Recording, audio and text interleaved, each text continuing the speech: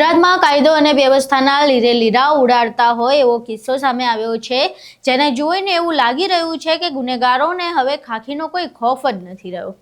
પાટણના નીલમ સિનેમા વિસ્તારમાં ધોળા દિવસે ફાયરિંગ કરીને યુસુફ ખાન પઠાણની હત્યા કરી દેવામાં આવી છે, જેણે રાજ્ય સરકારના સલામત ગુજરાતના દાવાઓની પોલ ખોલી નાખી છે। શું છે સમગ્ર મામલો, તમામ વિશે વિગતવાર ચર્ચા કરીશું। નમસ્કાર, તમે જોઈ રહ્યા છો ચક્રવાત ન્યૂઝ, હું આપની સાથે હેમંત।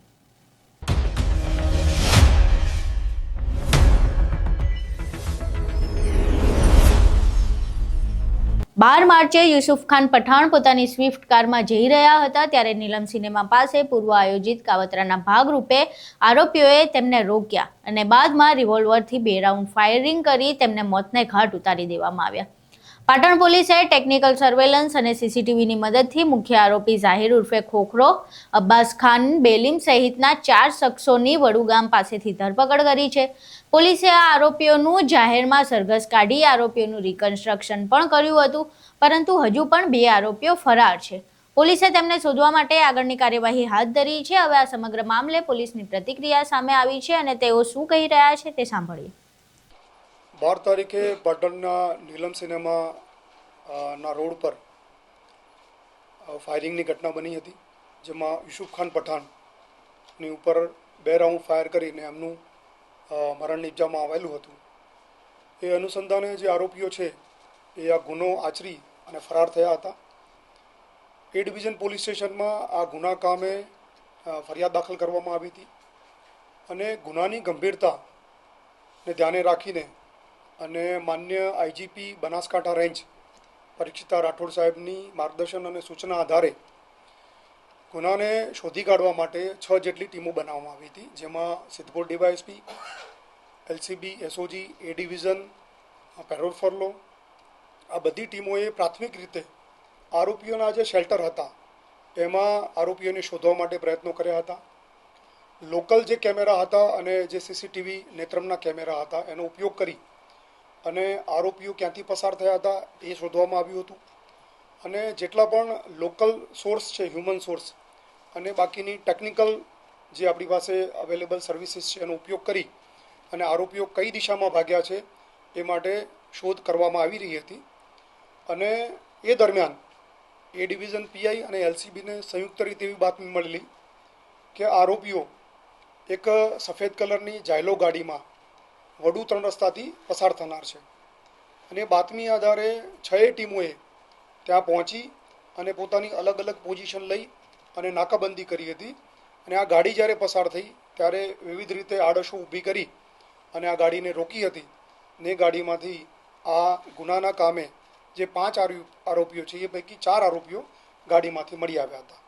જે 4 આરોપીઓ જે મળી આવ્યા છે તેમાં ઝાહિર અબ્બાસ ખાન બેલીમ ઉર્ફે ખોખરો, શાહિદ સાજિદ શેખ, ઇમરાન ખાન મોહમ્મદ ખાન બલોચ અને એઝાઝ રસૂલ ખાન સિપાઈ ઉર્ફે વેતિયો, આ 4 આરોપીઓ એ ગાડીમાંથી પોલીસને મળી આવ્યા હતા। આરોપીઓ મળી આવ્યા બાદ તેમની પૂછપરછ કરવામાં આવી હતી। તો પૂછપરછમાં પ્રાથમિક માહિતી એવી મળી હતી કે ગુનાના કામે જેમણે હથિયાર વાપર્યું હતું એ હથિયાર વડનગરના મોહસિન ઉર્ફે ચટણી હૈદરખાન પઠાણને એ લોકોએ ગુનો કર્યા બાદ આપ્યું હતું। ગુનામાં જે જાયલો ગાડી વપરાઈ છે એ જાયલો ગાડી એ ઉપરાંત રિક્ષા અને 4 મોબાઈલો આ ગુનાના કામે કબજે કરવામાં આવ્યા છે। 2 આરોપીઓ આ ગુનાના કામે હાલ પકડવાના બાકી છે, એમાં મોહમ્મદ ખાન બલોચ અને જેને હથિયાર આપ્યું હતું, ગુનો કર્યા બાદ જેને હથિયાર સોંપવામાં આવ્યું હતું એ મોહસિનના બંનેની હાલ આરોપીઓ તરીકે નામ નીકળ્યા છે અને એમને અટક કરવાના બાકી છે। ઝાહિરનો ઇતિહાસ જોઈએ તો એની ઉપર અલગ અલગ 10 પ્રકારના ગુના દાખલ થયેલા છે, જેમાં રાજ્ય બહારની લૂંટ ધાડ છે અને 302, 307 એ સિવાય મારામારીના પણ ગુનાઓ દાખલ થયેલા છે। બીજો આરોપી જે છે ઇમરાન ખાન બલોચ, એની ઉપર પણ મારામારી અને જુગારના કુલ 7 ગુના દાખલ થયેલા છે। આ ગુના કામે આરોપીઓ પકડાયા છે। પ્રાથમિક પૂછપરછ ચાલુ છે, રિમાન્ડ લઈ અને વધુ પૂછપરછ કરવામાં આવશે।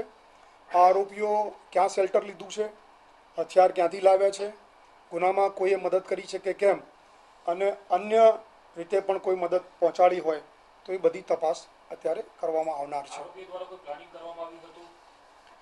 પ્રાથમિક રીતે એવું જણાઈ આવે છે કે 3 દિવસ પહેલાં આ પરિવારો વચ્ચે જ્યારે ઝઘડો થયો ત્યારથી જ આ આરોપીઓએ આને મારી નાખવા માટેનું પ્લાનિંગ કર્યું હોય એવું પ્રાથમિક રીતે જણાઈ આવે છે.